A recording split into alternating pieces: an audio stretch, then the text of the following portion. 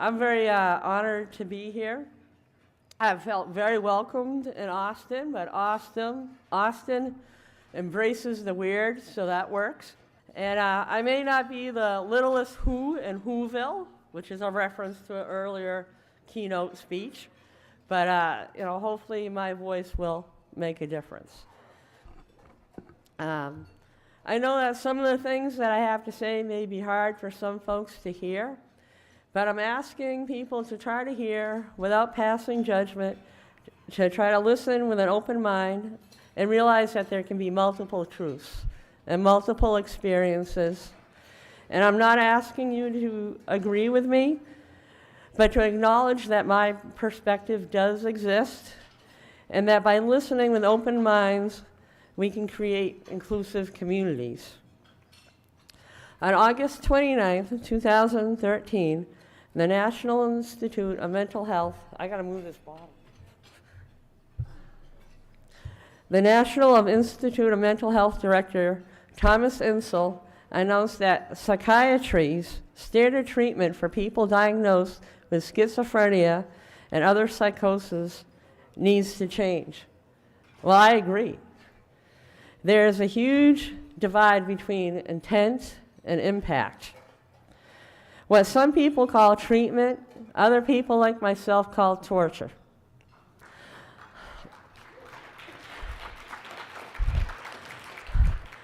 I appreciate that in the opening remarks by Pamela Hyde of SAMHSA that she spoke of the need for effective treatment.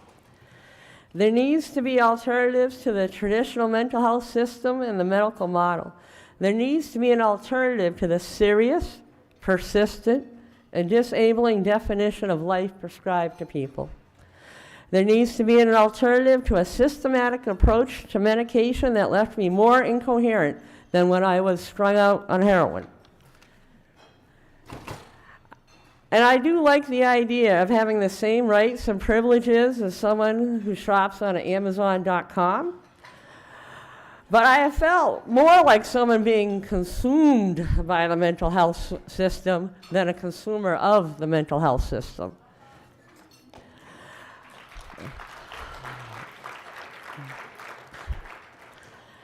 I came into this world under adverse conditions.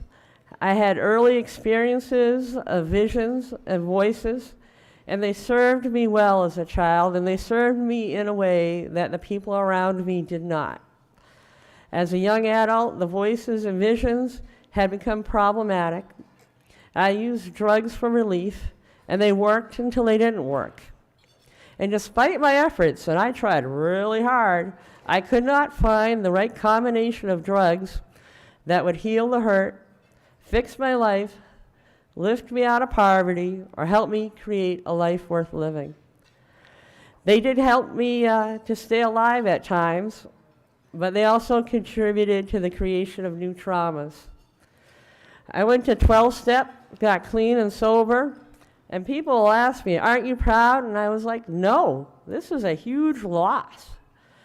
It was a huge loss because now I had to feel the feelings, remember the things that I was trying to drink and drug away.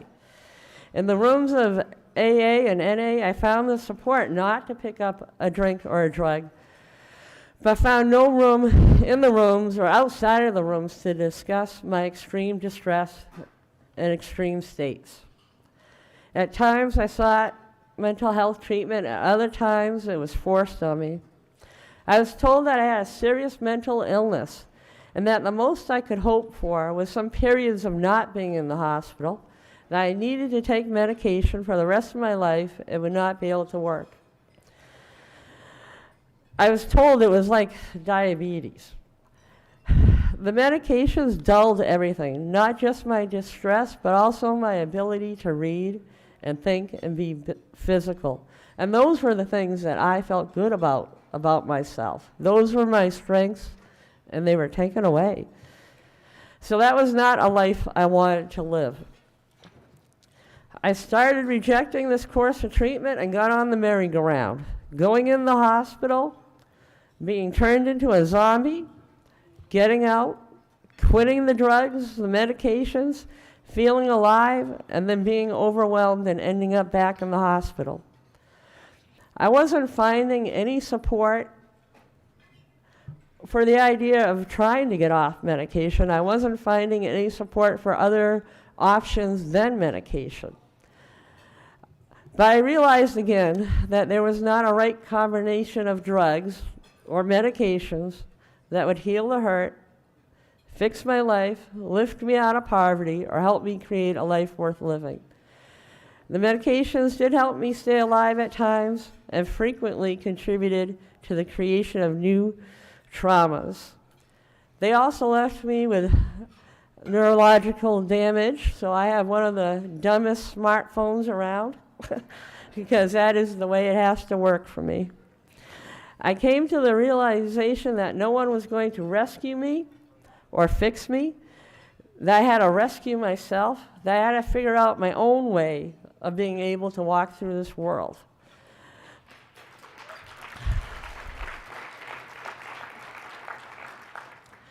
That the experts, despite their claims of certainty, certainly did not know me or have all the answers.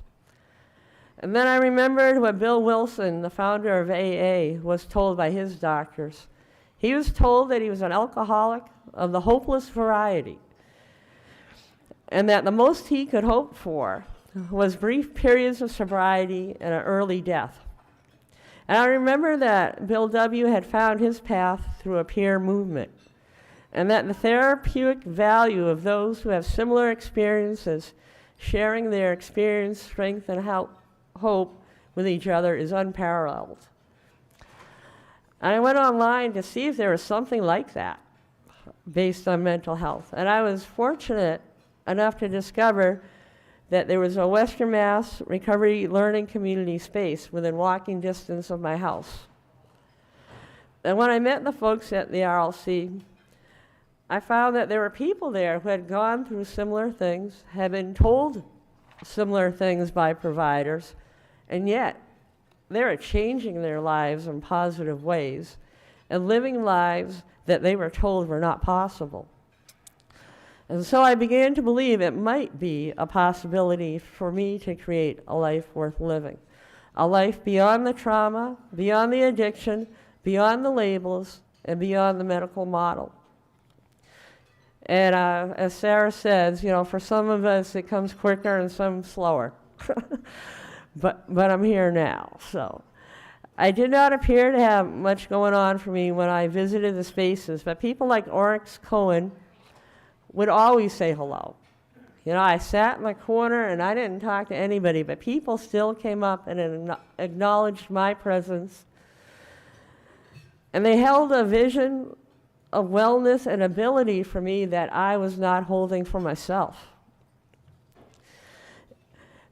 I didn't have to have a diagnosis to be in the space, and nobody was asking me what was wrong with me. This was a different kind of space to be in.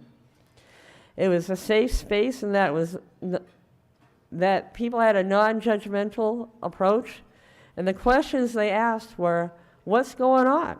What's your story? What do you want to do, and how can we support that? People were not correcting me or trying to fix me or reacting to me in a fear-based way. My opinion of what I was going through was valued, and I was met wherever I was at. So on some days that was an articulate place, and some days that was not. At the RLC, I went to my first Hearing Voices group, which Oryx was a facilitator for. And again, I got to hear a different way of being able to talk about what was going on. It was the first time I found a safe place to talk about my experiences. And instead of being told they weren't real, or let's change your medication, what people talk about is, what does that mean? What did that sound like? When does that happen? What do you think the metaphor is? And people shared what worked for them, and I was given the space to try things out. I have a story, some of you have already heard it, but it's a pretty good one. I went in there and I said, you know, I have this fear that someone's going to walk up the stairs in my apartment and enter my bedroom in the middle of the night, and then I will wake up and they'll be in my bedroom. Now, when I shared that with a psychiatrist, he said, well, you're paranoid, let's look at the meds. When I shared that with a therapist, she said, well, let's talk about your childhood. When I shared it with my family, they said, oh, you're being silly. When I shared that at the Hearing Voices group, they said, that sounds scary. And what can we do? What can you do to feel safer? And we came up with a plan of putting the pots and the pans and the recycled cans and bottles on the stairs. And then I could sleep. And after getting sleep and feeling safer, you know, I could talk about what happened when I was a child or whatever was relevant and figure out the reason that that fear was there. The last time that I was, the last time someone wanted to commit me, I ran off in the woods, but I kept texting people from the RLC. And once a day, I would go into a bar with a laptop and email. And Sarah reminded me that the peer-run respite, AFIA, was for people in the community. And in my mind, I was thinking, oh, this is a failure. You know, I'm not recovered, I'm failing. But that was not the response I got from my community. You know, the response was, we created this place to help each other out. And I went there, and I could stay in this room and be very quiet, and I wasn't told I was isolating.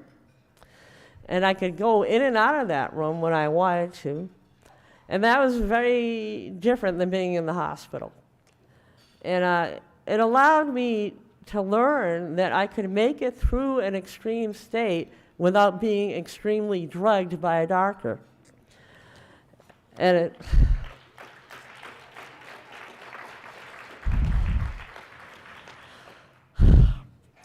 so it was a moment, crisis as opportunity. It was a moment of growth.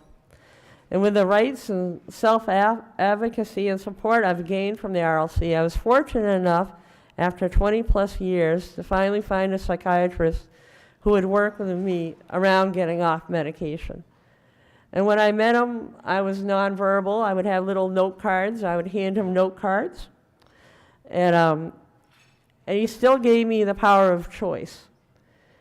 And he told me, you know, Marty, I don't care who dies in your family or what happens, you have got to get off that antipsychotic because it is physically harming you. You need to figure out another way to walk through life. And he told me about things like meditation, being a vegan, and Eastern medicine. And we would debate these things, and we would read books and go back and forth. And some of the things I tried, and some I didn't, and that was okay. And he never told me I was being non-compliant or treatment resistant. And so having a mental illness diagnosis may provide useful insight to some, but is primarily a tool for billing purposes and medication protocols, and is used in a way that disregards our humanity. The impact of trauma, class, and cultural context, as well as other parts of our unique stories, are disregarded. Pharmaceutical companies proclaim theories, and they're marketed as scientific fact, but it is not like diabetes. There is no blood test or measuring of chemical levels in the brain. I feel like many of us have been subjected to poorly run medical experiments. You know, they toss in a combination of drugs, you shake them up and see what happens.